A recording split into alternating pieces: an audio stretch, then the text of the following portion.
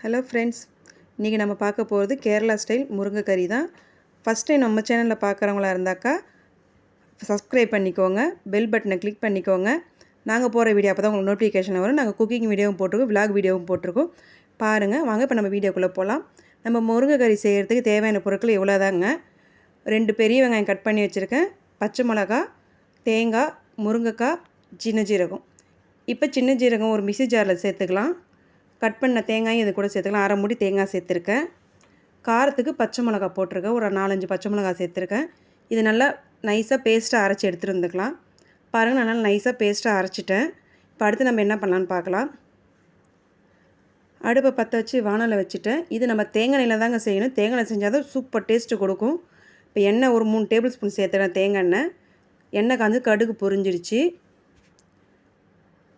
பாருங்கள், வெங்காயம் சேர்த்துக்கிட்டேன். நல்லா கிளறி விடுங்க வெங்காயத்தை. இப்போ ஓரளவுக்கு வெங்காயம் வதங்கி வந்துடுச்சு. கொஞ்சம் சாஃப்ட் ஆனதுக்கப்புறம் கருவேப்பிலை சேர்த்துக்கலாம். இதையும் நல்லா வதக்கி விடுங்க. இப்போ வதங்கினதுக்கப்புறம் நம்ம கட் பண்ணி வச்சுருக்க முருங்கைக்காய் சேர்த்துக்கலாம். நான் 3 முருங்கைக்காய் கட் பண்ணி சேர்த்துருக்கேன். உங்களுக்கு எவ்வளோ தேவையோ அந்த அளவு சேர்த்துக்கோங்க.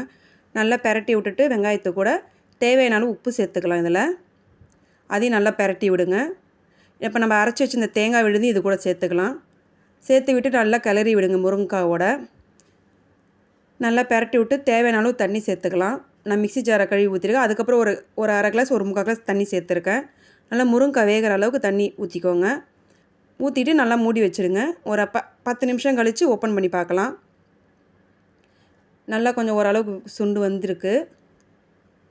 நல்லா திருப்பி ஒரு பெரட்டி விடுங்க.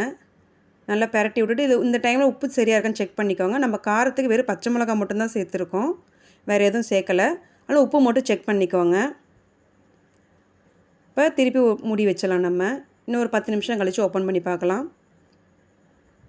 பாருங்கள், நம்ம முருங்கைக்கறி ரெடி ஆகிடுச்சு. கேரளா ஸ்டைல் முருங்கைக்கறி ரெடி. இப்போ பாருங்கள், நல்லா தண்ணியெலாம் சுண்டி வந்துடுச்சு.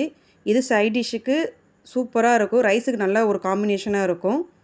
கண்டிப்பாக இதை ட்ரை பண்ணி பாருங்கள். இந்த வீடியோ பிடிச்சிருந்தால் லைக் பண்ணுங்கள், ஷேர் பண்ணுங்கள், கமெண்ட் பண்ணுங்கள், மறக்காமல் சப்ஸ்கிரைப் பண்ணிடுங்க. தேங்க்யூ.